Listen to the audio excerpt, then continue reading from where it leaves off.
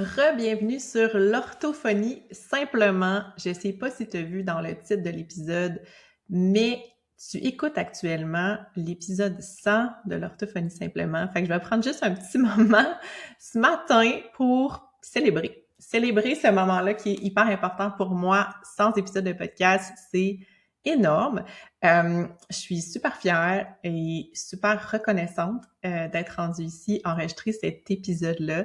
J'ai regardé les statistiques juste avant de commencer l'enregistrement, puis à ce jour, il y a 131 344 écoutes de l'orthophonie simplement de tous les épisodes depuis que j'ai commencé le podcast. C'est à peu près 4 ans de ça. Donc, vraiment très reconnaissante, puis je prends juste un petit moment pour dire merci. Merci à toutes les personnes qui écoutent le podcast. Je sais pas si tu es là depuis le début ou si tu viens de me découvrir. Dans tous les cas, merci d'être là, merci de prendre le temps. Je prends jamais pour acquis le temps des gens. Votre temps est précieux. Donc, merci de m'écouter, merci de me faire confiance, merci de partager l'épisode quand vous pensez que c'est pertinent. Pour les autres personnes, ça me fait toujours chaud au cœur de voir que l'information que je partage est utile et justement qu'elle est partagée et écoutée et qu'elle sert à quelque chose. Donc voilà, puis aussi, je prends une petite minute aussi pour remercier les personnes qui travaillent en coulisses. Donc, l'orthophonie, simplement, c'est un podcast, en fait. Un podcast, l'enregistrement de podcast, c'est quand même beaucoup de travail. On s'en rend pas nécessairement compte avant qu'on commence à faire ça. Quand j'ai lancé mon podcast, je pensais pas qu'il y avait autant de travail en coulisses derrière la mise en ligne d'un épisode de podcast, derrière la promotion d'un épisode de podcast, tout ce qui vient avec ça. Donc, je prends une petite minute pour remercier Charlotte et José, qui sont mes deux adjointes qui travaillent en coulisses, donc qui vont faire le montage de l'audio, la mise en ligne, la description des épisodes, la description pour le site web, toutes les publications sur les réseaux sociaux, le courriel aux invités, etc. Fait qu'un grand merci. Les filles, si vous étiez pas là, je ne ferai plus le podcast parce que en fait, en ce moment, j'enregistre les épisodes. C'est la partie que j'aime, que j'adore. Je transmets l'information. Puis après ça, tout se fait en coulisses pour moi. Donc, un énorme merci d'être là et de rendre tout ça possible. Donc, ce matin, au moment où vous écoutez ça, aujourd'hui, j'ai envie de vous jaser de la compréhension. Okay, de la compréhension lecture. Si vous allez dans les épisodes antérieurs, j'en ai déjà parlé. J'ai envie d'apporter ça d'un angle un petit peu différent parce que quand je travaille en intervention avec des jeunes, c'est souvent un des défis qu'on me demande de travailler ou qui est visible ou souvent c'est un des motifs de référence aussi quand je rencontre des jeunes en évaluation parce que la compréhension de texte ou la compréhension écrite, c'est quelque chose qui est très complexe. Les difficultés peuvent venir de plusieurs endroits différents et en fait, c'est important de comprendre ça pour savoir comment accompagner les personnes qui vivent avec ces difficultés-là. Puis en fait, la compréhension de texte, c'est partout. Okay? Donc, si vous observez un petit peu, surtout quand on est dans un cadre scolaire académique, puis même dans le cadre plus tard d'un travail ou quelque chose comme ça, dépendamment du contexte de travail, mais il y a beaucoup de compréhension de matériel écrit, même dans la vie de tous les jours, les communications qu'on reçoit, les courriels, faire une recette, lire un manuel d'instruction, bref, comme partout, même en dehors des apprentissages scolaires, il y a beaucoup de lectures à faire, puis la compréhension de ce qu'on lit, justement. Et en fait, c'est quelque chose donc qu'on peut travailler, qu'on peut soutenir, qu'on peut développer, mais il faut savoir comment le faire, il faut savoir d'où vient la difficulté pour travailler la bonne chose, la bonne façon, parce que si on fait juste lire puis essayer de comprendre ce qu'on lit sans nécessairement aller détailler un peu où il y a des bris de compréhension peut-être, pourquoi c'est difficile de comprendre qu'est-ce qui est écrit. Puis à ce moment-là, on travaille pas dans le beurre, mais un petit peu, de façon moins efficace, je vais dire ça comme ça. Fait qu'aujourd'hui, j'ai envie de vous parler de 3 raisons pour lesquelles la compréhension de texte peut être affectée. Il peut y avoir d'autres raisons que ça, je vais me concentrer sur ceux-là parce que c'est ceux que je connais mieux, que je maîtrise mieux, puis qui sont peut-être les plus fréquentes, je vais dire ça comme ça. Donc, pourquoi une personne peut avoir des difficultés à comprendre ce qu'elle lit? OK, la première chose qui nous vient en tête spontanément, c'est peut-être qu'elle a des difficultés à lire. C'est sûr qu'une personne qui a des difficultés en lecture, avec le processus comme tel de lecture, ça peut entraîner des bris de compréhension, des difficultés de compréhension. Puis là, ici, quand je parle de processus de lecture, c'est vraiment la capacité à voir un mot écrit puis à accéder au sens dans notre tête. OK? Donc, habituellement, quand notre lecture est relativement automatisée ou quand on n'a pas de difficulté en lecture, quand on n'a pas, par exemple, un trouble d'apprentissage en lecture, en écriture ou une dyslexie d'orthographie, quand on va lire quelque chose, quand on est, je vous dirais, à partir de la fin du primaire, début du secondaire, la lecture devient relativement automatisée et donc on va lire quelque chose et ça ne demandera pas nécessairement plus d'efforts à notre cerveau que quand quelqu'un nous le lit, par exemple, le lit pour nous, quand on l'entend ou quand on le voit, etc. Donc, c'est comme un traitement qui se fait dans notre cerveau de façon assez automatique, assez fluide, sans nous demander nécessairement d'efforts supplémentaires. Donc, ça, c'est une des choses. Et quand ce processus-là de lecture, donc quand le fait de lire les mots, de voir un mot puis d'accéder au sens, n'est pas automatisé ou n'est pas aussi fluide, aussi rapide que ça peut l'être, bien c'est sûr que ça demande une certaine charge cognitive. Donc, notre cerveau, à ce moment-là, est occupé à lire. Évidemment, si notre cerveau est occupé à lire, il y a moins d'espace pour comprendre. Donc, ce que j'explique souvent aux parents quand je fais des remises de rapports, c'est que notre cerveau a une quantité X d'énergie. Je vais dire ça comme ça. Puis, quand notre cerveau est occupé à lire, mais il reste beaucoup moins de ressources d'énergie pour la compréhension. Alors qu'on s'attend, par exemple, pour un jeune plus vieilli, qu'il y a une partie, ben en fait, quand on est rendu comme un processus automatique vers la fin du primaire secondaire, on s'attend à ce que toute l'énergie, tout le focus soit mis sur la compréhension. Donc, on ne demande pas aux jeunes de lire quelque chose. La lecture devient comme une façon d'accéder au sens, okay? D'accéder à l'information. Quand on est au primaire, par contre, oui, à ce moment-là, on est en apprentissage, fait que puis la lecture prend un petit peu plus de place. Et d'ailleurs, les textes sont beaucoup moins longs, beaucoup moins compliqués à ce moment-là. Fait que ce qui arrive, c'est qu'il y a une personne qui a des difficultés à lire, son cerveau n'est pas concentré juste à comprendre, il va aussi être concentré à lire. Donc, ça peut entraîner des pertes de sens, des difficultés de compréhension. L'autre chose aussi, c'est que des fois, dans ce temps-là, il y a des erreurs qui vont se faire en lecture. Fait que des personnes vont lire certains textes, puis ils vont, je vais dire, mal lire, entre guillemets, un mot ou faire une erreur dans la lecture du mot, ce qui va faire en sorte que ça peut amener une perte de sens. Parfois, cette perte de sens-là, elle est vue, elle est connue. Je vais en parler tantôt, mais bref, des fois, on se rend compte, ouf, j'ai pas bien lu le mot, je vais le relire, ça fait pas de sens ce mot-là, qu'est-ce qui se passe? Puis là, on va se questionner, on va relire la phrase, le paragraphe ou tout ça pour aller essayer de justement comprendre ce qui s'est passé. Donc, quand on réalise qu'on a mal lu un mot, mais on peut le relire, se corriger pour essayer de faire du sens. Mais si on ne se rend pas compte qu'on a mal lu le mot, bien à ce moment-là, on peut partir sur une mauvaise piste puis interpréter des choses qui ne sont pas réellement écrites dans le texte qu'on a lu. Bref. Donc ça. Fait que bref, les difficultés en lecture, c'est la première raison qui peut affecter le fait de comprendre le sens des textes écrits, évidemment. La deuxième difficulté dont je vais vous parler, c'est une difficulté au niveau de l'attention. Donc, évidemment, une personne qui a des défis attentionnels, que ce soit un trouble d'attention diagnostiqué ou non, c'est sûr que la lecture va demander une certaine concentration minimale, une certaine capacité d'attention, parce que justement, on doit comme comprendre l'information, on doit retenir aussi certaines informations. Fait que souvent, quand l'attention est affectée, souvent la mémoire aussi peut être affectée, la mémoire de travail et les autres fonctions exécutives d'ailleurs qui viennent autour de ça, l'autovérification, entre autres, l'inhibition, bref, tout ça. Donc, en gros, une personne qui va avoir des défis attentionnels va lire quelque chose et peut-être justement penser à autre chose pendant qu'elle lit, être déconcentrée par un bruit qu'il y a autour, pas nécessairement se souvenir si la mémoire peut être affectée un petit peu, avoir lu quelque chose, mais pas se souvenir vraiment ce qu'ils ont lu jusqu'à temps qu'ils aient lu le reste de l'information pertinente, donc difficulté à mettre tout ça ensemble, à faire des liens. Fait que vous voyez vraiment l'attention, c'est sûr que ça peut avoir un impact sur la compréhension. Il y a aussi, c'est ça, en fait, un genre d'effet de fatigue. Fait que dans le fond, la personne peut commencer puis avoir un peu son focus mis là, mais ouf, éventuellement, l'attention se fragilise, on devient plus fatigué, puis là, ça devient plus difficile, puis là, oups, on part un petit peu dans notre tête. Fait que dans le fond, des fois, on a l'impression qu'on a lu quelque chose. On l'a lu en fait quelque chose, mais on a l'impression que finalement, on n'a pas vraiment lu, puis là, il faut revenir en arrière pour relire des choses, etc. Donc, ça demande beaucoup de temps, beaucoup d'efforts, puis quand on perd le fil comme ça, évidemment, il y a peut-être des morceaux d'informations qu'on a perdus en cours de route. OK? Donc, ça peut être une deuxième raison, tout ce qui est les difficultés attentionnelles. Ensuite de ça, le langage. Okay? Je parle très, très souvent de langage, mais c'est sûr qu'une personne qui a des défis au niveau de son langage va avoir des défis au niveau de sa compréhension de texte. Pas toujours, mais je vous dirais plus dans la majorité des cas. Des difficultés plus ou moins importantes dans certains cas.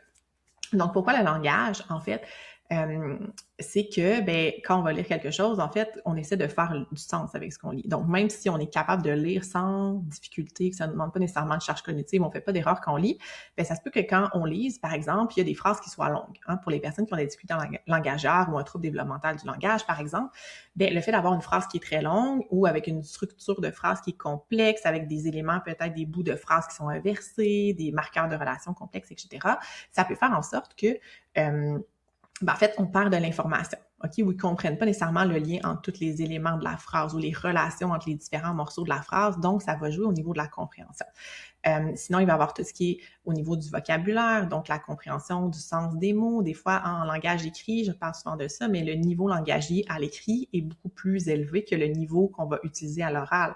Donc, les phrases sont plus longues, les structures de phrases sont plus complexes, le choix de mots est plus complexe, plus abstrait, moins fréquent souvent justement parce qu'on veut avoir une écriture qui est précise, qui est variée, qui est riche, etc. Donc, ça, c'est sûr que ça peut avoir un impact, une influence. Il y a plein d'autres choses, justement, je parle des marqueurs de relation, il y a tout ce qui est la capacité à faire des inférences, déduire des choses, faire des prédictions, faire des mises à jour pendant qu'on lit. Donc, maintenant, je lis ça, donc, je dois comprendre que, finalement, je comprends telle chose parce que maintenant, j'ai cette nouvelle information. Donc, tout ça, c'est très difficile pour une personne qui a des difficultés langagières, surtout si elle a une difficulté au niveau de la compréhension de façon globale. Donc, pourquoi je vous parle de tout ça? Troisième raison, pour résumer. Première raison, difficulté en lecture. Deuxième raison, difficulté au niveau de l'attention, mémoire de travail, fonction exécutive. Troisième raison, difficulté au niveau du langage. Et possiblement plein d'autres difficultés, mais je vais me concentrer là-dessus aujourd'hui. Pourquoi c'est important de comprendre ça puis de considérer ça, c'est qu'on va pas intervenir du tout de la même façon si la personne tombe dans la lune après 2 pages ou si la personne ne comprend pas le sens des mots. Okay? On n'est pas du tout à la même place au niveau de la compréhension. Fait que c'est important que ça soit pour vous-même ou pour votre enfant, de prendre le temps d'analyser puis de comprendre ce qui fait qu'on comprend pas. OK?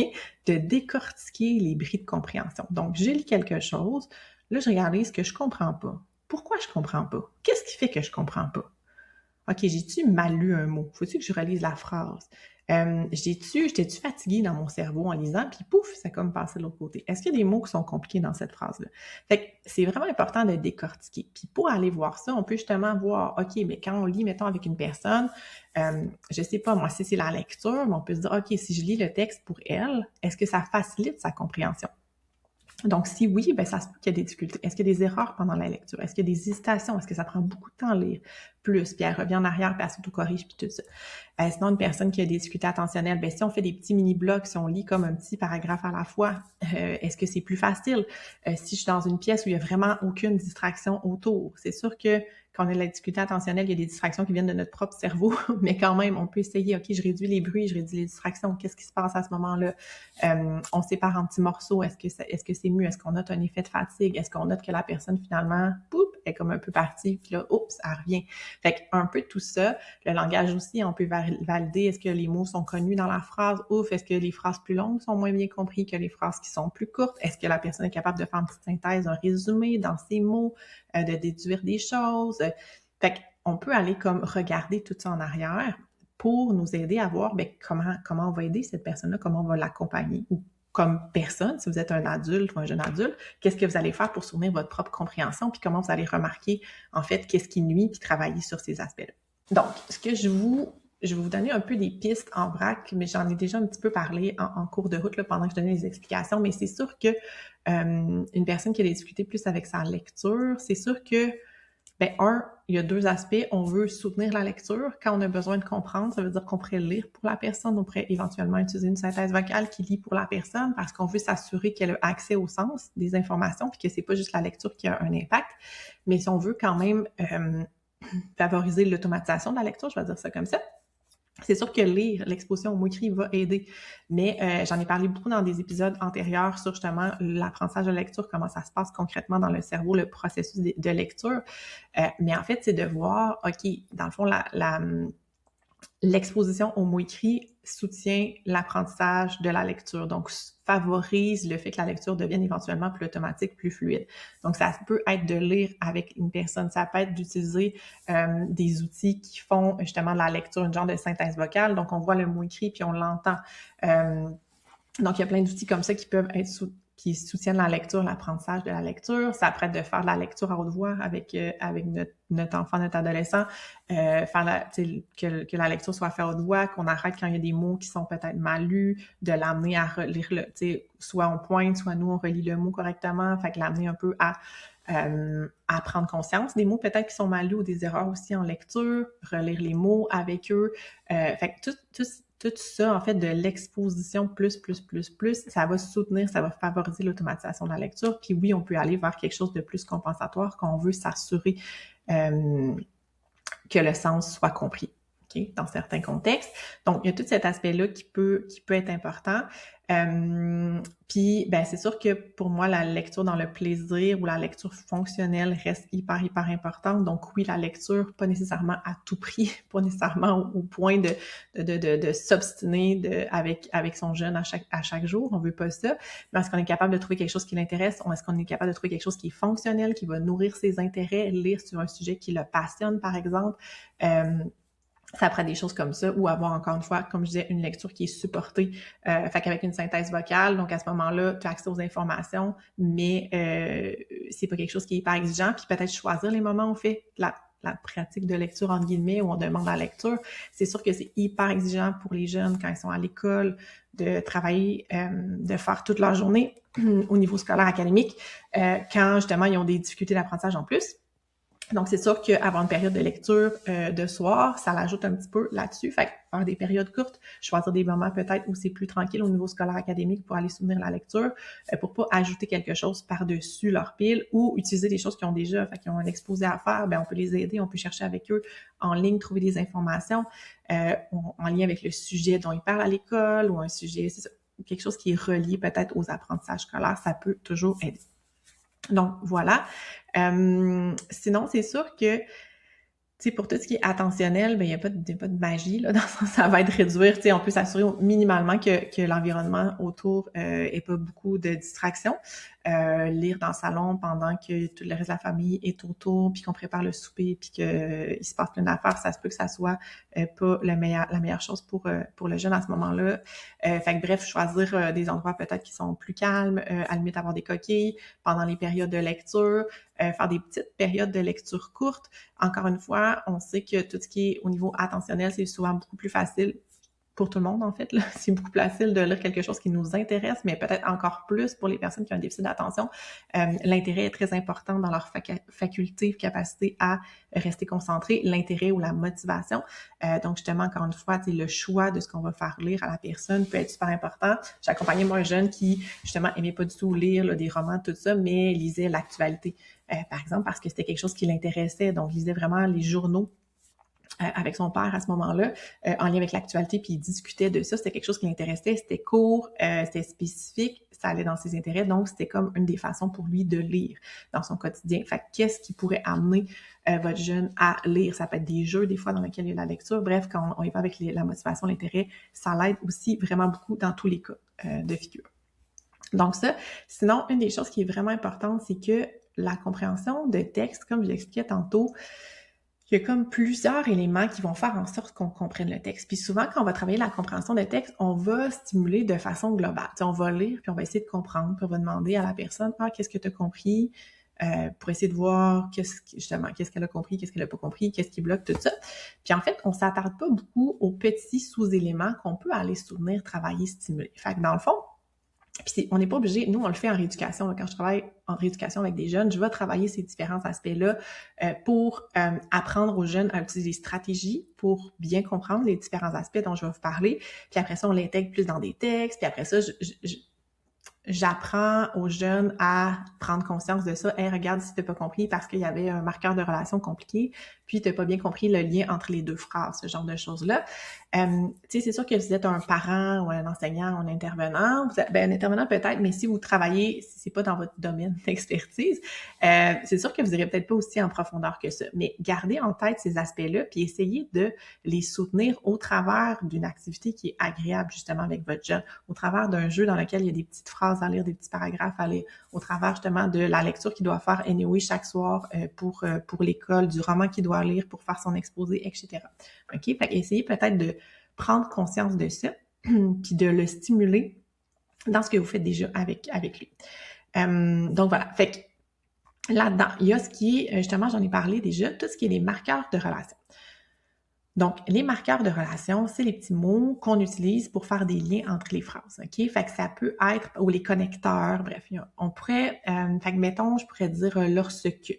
Fait que lorsqu'elle est partie, mettons, il était en train de manger lorsqu'elle est partie, quelque chose comme ça. Fait que lorsque, ben, c'est un marqueur qui marque un temps, qui fait un lien entre les deux phrases pour expliquer un temps. Il y a tous les mots comme parce que, qui sont facilement très bien compris, mais ça pourrait être néanmoins, toutefois, cependant, alors que, etc. Fait que tous ces petits mots-là, tu sais, des fois, c'est ni, mettons. Ces petits mots-là, ils ont ils ont un impact dans la phrase, ils ont un sens, ils apportent un sens à la phrase, au texte. Puis, ça a l'air un peu niaiseux, ce que je dis là, mais quand ces mots-là ne sont pas compris ou quand on comprend pas justement à quoi ils servent, est-ce que c'est un mot qui met en opposition deux idées? Est-ce que c'est un mot qui se situe dans le temps? Est-ce que c'est un mot qui, justement, qui fait ajouter de l'information? Est-ce que c'est une relation de cause à effet? On utilise un mot comme car, je sais pas moi, il a pleuré car son ami est parti.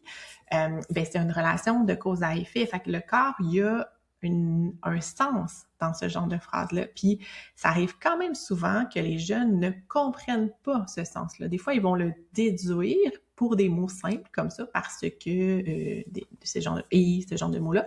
Mais pour des mots plus complexes, mettons, je vous dis toutefois, ben, il y a beaucoup de jeunes qui ne comprennent pas le sens de ces mots de relation-là et ça a un impact sur la compréhension parce qu'ils ne font pas le bon lien entre les éléments du texte de leur phrase. OK? Donc ça, c'est quelque chose qui est important. Puis on peut aller, pendant la lecture, justement, pointer un petit peu ces mots-là, ces marqueurs de relation-là pour dire « Hey, cependant, tu sais, c'est un mot qu'on voit souvent. Est-ce que tu sais, ça veut dire quoi, cependant? Okay? Qu'est-ce que ça fait comme lien? Pourquoi ce mot-là est utilisé dans cette phrase-là? OK? Donc ça, puis quand c'est des marqueurs qui sont peut-être plus complexes, on peut essayer de trouver un marqueur qui est équivalent, comme le mais ou cependant. Fait que souvent, le mais est mieux compris que cependant, par exemple, ou toutefois. Donc, on peut aller vers un marqueur qui est plus simple pour soutenir, en fait, la compréhension, puis de dire, hey, ça veut dire à peu près la même chose. Donc, ça, c'est quelque chose qu'on peut aller soutenir, travailler. Sinon, évidemment, le vocabulaire, ça aussi, j'en parle. Si vous écoutez mon podcast, le vocabulaire, c'est hyper important. Puis, petite anecdote, je suis en train de lire actuellement, je lis des romans en anglais ces temps-ci et j'ai avec moi mon Google Translate là, sur mon téléphone parce que ça arrive souvent que je comprends très bien, ok? Je suis pas parfaitement bilingue, je peux lire un livre facilement en anglais, écouter une série, tout ça, je comprends parfaitement bien. Par contre, je comprends pas parfaitement bien, je comprends très bien, assez pour comprendre l'histoire et tout ça. Par contre, il y a des fois des mots que je lis que je suis capable de déduire le sens. Ah, ce mot-là, ça veut dire peut-être sourire ou quelque chose comme ça. C'est comme une expression faciale. Mais exactement c'est quoi, précisément, puis être capable de le définir, je pourrais pas le faire. Donc, à ce moment-là, ce que je vais faire, c'est justement, je vais prendre mon Google Translate, dans ce cas-là, parce que c'est anglais-français, mais ça pourrait être un dictionnaire. Si c'est un mot en français, je pourrais le faire dans un dictionnaire juste en français, puis je vais regarder c'est quoi le sens du mot. Fait que moi, je vais le traduire, puis je vais regarder la définition, puis qu'est-ce que ça veut dire dans le contexte. Je vais relire la phrase au complet avec ce mot-là dedans pour m'assurer de bien comprendre qu'est-ce que ça veut dire, puis j'essaie de l'enregistrer dans mon cerveau. Puis, le vocabulaire, puis là, c'est drôle parce que je le vis vraiment en ce moment. Ce que j'explique souvent, c'est que ça prend pas juste une exposition. C'est pas juste « Ah, je le cherche une fois, j'ai le sens, parfait. » Ça sert à comprendre ici, maintenant. C'est pas quelque chose qui va s'enregistrer dans notre cerveau à long terme. Pour que le mot s'enregistre dans notre cerveau à long terme, ça va prendre beaucoup d'expositions. Ça va prendre 5 expositions, 7 expositions, puis pour des jeunes qui ont des difficultés avec le vocabulaire, avec le langage, ça peut prendre 20, 30, 40 expositions, OK, avant que le mot s'enregistre dans leur cerveau. Fait que je le vois en ce moment parce qu'il y a des mots que je me dis « Hey, crime, je l'ai cherché ce mot-là, genre il y a 2 jours. » Je m'en souviens pas. Me semble que ça veut dire ça, mais je serais encore pas capable de le définir. Je le recherche, OK? Puis idéalement, dans un monde idéal, on pourrait l'écrire ces mots-là, on pourrait se faire une petite base de données avec les mots qu'on voit, puis qu'on se dit « Hey, ce mot-là, je veux m'en souvenir » ou comme parent ou comme intervenant, on peut les prendre en note, on peut les garder en tête mentalement, puis revenir un petit peu plus tard dans la journée ou dans la semaine sur ces mots-là pour essayer de réactiver ça. Tu te souviens, dans le livre, on avait lu tel mot, ça voulait dire telle chose. Fait que ça c'est hyper important. Mais réaliser qu'on ne comprend pas les mots, qu'on ne comprend pas bien les mots, on comprend de façon globale, mais on comprend pas suffisamment le mot pour être capable de l'expliquer. Ça, c'est un indice de ce mot-là nuit à ma compréhension et je devrais soit demander le sens ou soit le chercher dans un dictionnaire ou sur Internet. Maintenant, si vous êtes à la maison, une application de dictionnaire sur un téléphone, une tablette, quelque chose comme ça, ou Usito, qui est un site web en ligne, un dictionnaire en ligne gratuit, fait au Québec. Donc, ce genre de choses-là peut vraiment soutenir la compréhension à long terme et c'est quelque chose qu'on construit graduellement qui fait une énorme différence pour le futur. Bref, tout ça. Sinon, les structures de texte. Donc, les textes sont structurés d'une certaine façon. Quand on lit une histoire versus un texte descriptif versus un article de journal, un texte d'opinion, un texte d'argumentation, il y a différentes structures de texte. Les textes sont organisés d'une façon pour que la personne qui le lit puisse suivre l'histoire. On appelle ça les structures narratives, la macrostructure du texte, etc. Donc, mieux on comprend comment le texte est organisé, plus c'est facile de mettre les éléments comme à la bonne place dans notre cerveau puis de faire des liens. Donc, une histoire, c'est relativement simple. Ils le voient depuis qu'ils sont tout petits, un personnage, un lieu, un temps. Après ça, souvent, il y a une situation initiale avec tout ça. Ouf, il y a un élément déclencheur, il se passe quelque chose, ça va chambouler la vie du personnage, je vais essayer de trouver des solutions à ça, blablabla. OK? Fait qu'il y a comme une trame narrative, une histoire. Puis éventuellement, il y a une fin habituellement aux histoires. Mais bref, il y a tout ça, il y a l'évolution psychologique, il y a les émotions au travers ça. Fait que bref. Fait que tout ça. Par contre, il y a d'autres types de textes. Par contre, pour certaines personnes, c'est pas si facile que ça d'identifier tous les éléments du texte. Fait que voir ça, tu sais, c'est une histoire, un roman aussi, c'est une histoire, mais c'est pas fait pareil, c'est pas nécessairement la même genre de structure. Il y a des événements qui arrivent dans la vie du personnage qui vont le marquer habituellement, qui vont faire évoluer le personnage et les personnages secondaires. Il y a comme souvent un peu, on va dire une quête ou bref, un objectif ou quelque chose que la personne désire ou bref, une évolution psychologique du personnage, mais on peut soulever ça. Hey, tu vois, hey, voici ici, ce qu'il désire vraiment, c'est ça, mais là, le problème, c'est ça, puis là, telle personne va venir l'aider dans son problème. Fait qu'on peut noter ça, on peut noter tous ces éléments-là d'une histoire, les personnages, les lieux, le temps, les événements marquants, etc. Bref, tout ça. Mais on peut aussi le faire dans d'autres types de textes. Fait que si on lit un article sur quelque chose dans la presse avec notre adolescent, bien, on peut prendre le temps. Hey, regarde, tu as vu, c'est l'article. Regarde comment c'est structuré. Regarde comment c'est organisé. Tu sais, au début, ils vont, des fois, ils vont mettre une phrase punch pour attirer notre attention, tout ça. Ils vont mettre un contexte, mais souvent, c'est ça, au début, il y a comme une mise en contexte. Ils nous expliquent c'est quoi la situation. Est-ce qu'il y a des nouveautés dans un événement qu'on connaissait ou quelque chose qu'on suit dans l'actualité. Des fois, il y a l'opinion de quelqu'un, il y a des citations d'experts, d'appel à l'expert, ou il y a des statistiques pour prouver le point, blablabla. Fait qu'on peut aller chercher les éléments comme ça pour faire réaliser la structure d'un texte. Fait qu'un article de journal s'écrit d'une certaine façon, une lettre d'opinion s'écrit d'une autre façon.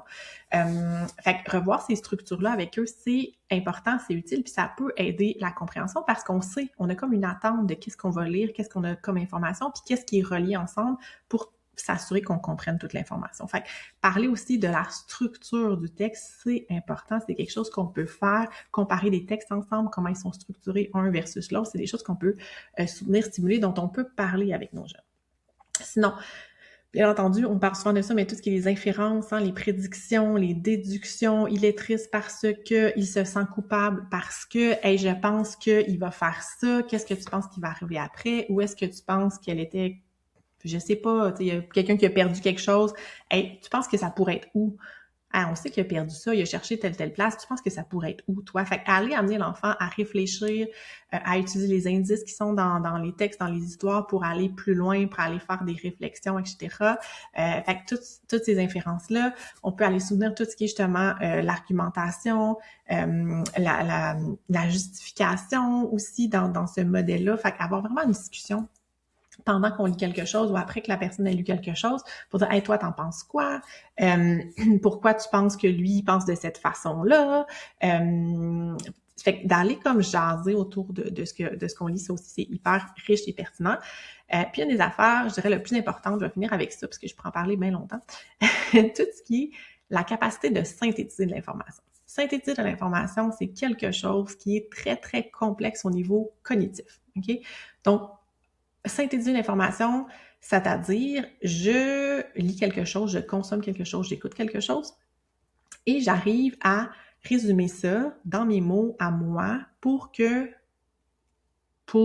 comme conserver l'information que je juge pertinente en fonction de mon intention, en fonction du contexte. OK?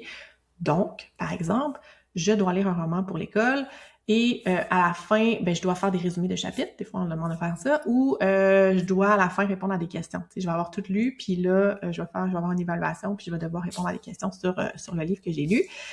Dans ce contexte-là, ce qui va se passer, c'est que on a une intention, on doit faire un résumé avec une intention. On a l'intention de comprendre quelque chose.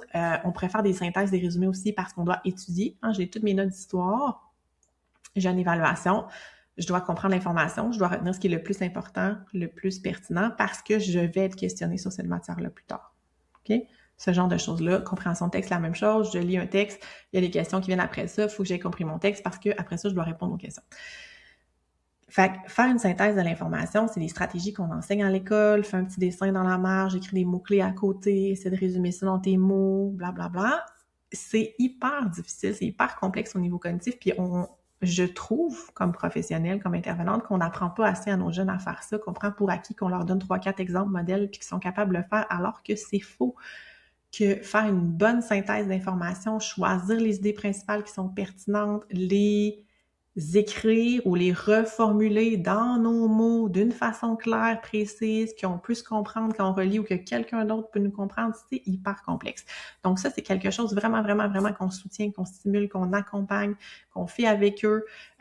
Petits morceaux à la fois, voici une petite section, voici un paragraphe, voici le début de mon article de la presse, voici les 4 premières pages de mon livre. OK, il se passe quoi? Qu'est-ce qu'il y a d'important? Pourquoi c'est important? Voici toutes les idées importantes. OK, on remet tout ça ensemble. Comment on reformulerait ça dans une phrase qui fait du sens, etc. Puis là, c'est sûr que ça va varier en fonction de l'âge, du niveau scolaire, etc. Mais apprendre à faire ça aux jeunes, aux enfants et même éventuellement aux adolescents, jeunes adultes, c'est un cadeau. C'est tellement important de pouvoir faire ça comme il faut. Puis on prend pas le temps de le faire. On prend pour acquis que c'est facile. Des fois, on relit les petits mots-clés puis on se dit « Ah ouais, comment, tu sais, hein, c'est bizarre. Tu sais, comme j'ai pas l'impression qu'il a compris » ou tu sais, il choisit pas bien son mot-clé, tout ça. C'est quelque chose qui s'apprend. Puis on peut l'apprendre en le faisant nous-mêmes, en étant un modèle, en disant « Ah, t'as choisi ce mot-là. Tu vois, moi, j'aurais pas choisi ce mot-clé-là parce que je trouve que blablabla. » Ou « Ah, ce résumé-là, ah, tu vois, toi, t'as sorti cette information-là. Moi, c'est pas celle-là que j'aurais choisi. Je pense que celle-là est important. Celle-là est plus importante. Ou de mon point de vue, ou moi, ce que j'ai retenu, ça m'a plus marqué que toi. Pourquoi tu penses que ça serait ça? Est-ce que ça fait le tour? Est-ce que ça représente bien toute l'idée qu'il y avait dans ton paragraphe? Hein? Ou c'est un petit morceau? Ah, c'est un petit morceau. OK, qu'est-ce qu'on pourrait ajouter pour que ça représente aussi l'autre partie du paragraphe? Fait que ça, c'est tellement, tellement, tellement, tellement important. Donc, si vous accompagnez, vivez, travaillez, soutenez un jeune ou enfant, ado, adulte qui a des difficultés avec sa lecture, avec sa compréhension de lecture, ça, c'est hyper important, puis ça va être bon pour tout le monde. On va utiliser ces stratégies-là pour un jeune qui a des difficultés en lecture comme tel, parce que si son cerveau est trop occupé à lire puis pas à comprendre, il va devoir faire des résumés, synthétiser l'information, s'assurer de bien comprendre au fur et à mesure parce qu'il va être souvent en surcharge puis il va souvent être débordé. Donc, il a besoin de s'assurer de comprendre pour pas perdre le fil. Même chose pour l'attention, on a besoin de s'assurer de comprendre. Justement, si notre mémoire est affectée, remettre en mémoire les informations pertinentes quand on les a lues, ça va nous aider à s'en rappeler pour faire des liens avec la suite. Puis pour le langage, c'est hyper, hyper important d'être capable de faire ça.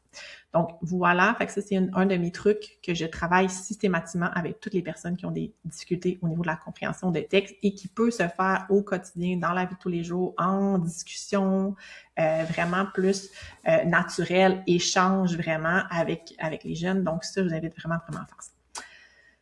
Donc voilà, j'ai parlé beaucoup aujourd'hui. Fait que c'est un sujet qui me passionne, comme beaucoup d'autres sujets. Mais voilà, fait que petit recap.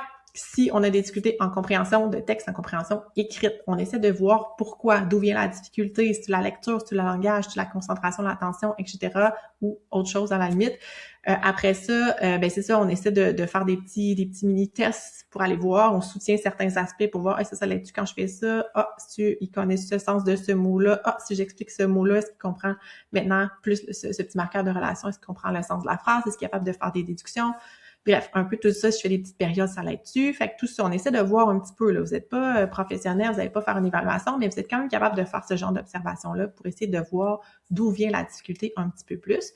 Puis après ça, justement, on va soutenir les différents aspects du langage, comme je vous ai parlé. Fait qu'on soutient la lecture, on essaie d'augmenter l'automatisation de la lecture par l'exposition plus.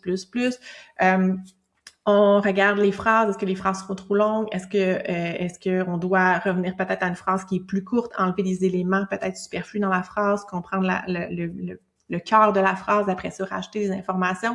Y a-t-il des marqueurs de relation qui font des liens entre les idées qu'on n'a pas compris? On peut-tu faire des inférences, des déductions, des synthèses d'informations, chercher le sens des mots, etc., etc.? Donc, il y a plein de petites choses qu'on peut mettre en place, mais c'est des choses qu'on peut travailler de façon un petit peu plus isolée. Donc, mettre notre focus sur certaines choses qui semblent nuire plus à la compréhension globale pour éventuellement que ça devienne plus facile, plus automatique ou que le jeune développe des stratégies pour certains aspects comme ça. Puis après ça, ben ça va soutenir la compréhension plus globale, mais des fois, on revient un petit peu à la base. On essaie d'aller identifier qu'est-ce qui nuit le plus pour aller soutenir ça peut-être en premier. Donc voilà ce que j'avais pour vous aujourd'hui. Puis si c'est un sujet qui vous intéresse, tout ce qui est lecture, écriture, le vocabulaire, il y a beaucoup d'épisodes qui parlent de ça dans les épisodes antérieurs du podcast. Donc on va mettre les liens dans la description de l'épisode. Comme ça, s'il y a les liens directs que vous allez pouvoir aller voir. Donc, si vous allez plus loin là-dedans, n'hésitez pas à aller réécouter ces épisodes-là ou lire l'article. Il y a toujours un article de blog en lien avec chacun des épisodes. Donc, si vous voulez pas écouter l'épisode au complet, mais vous allez voir certaines pistes, allez juste lire l'article de blog. Puis, si jamais vous pensez que c'est utile pour quelqu'un, ben n'hésitez pas à partager l'épisode. Ça me fait toujours plaisir. Soit partager directement le lien de l'épisode, le partager sur les réseaux sociaux. Si vous voulez m'identifier quand on se partage les choses aussi, j'aime toujours ça, voir. Puis, si vous avez des questions, n'hésitez pas, je le dis tout le temps, j'ai des personnes qui m'envoient des questions en message privé, par courriel, sur Instagram, sur Facebook, fait qu'hésitez pas à me contacter. Ça me fait toujours plaisir de répondre, de vous guider, de vous outiller quand je peux le faire. Donc, sur ce, je te souhaite une excellente journée.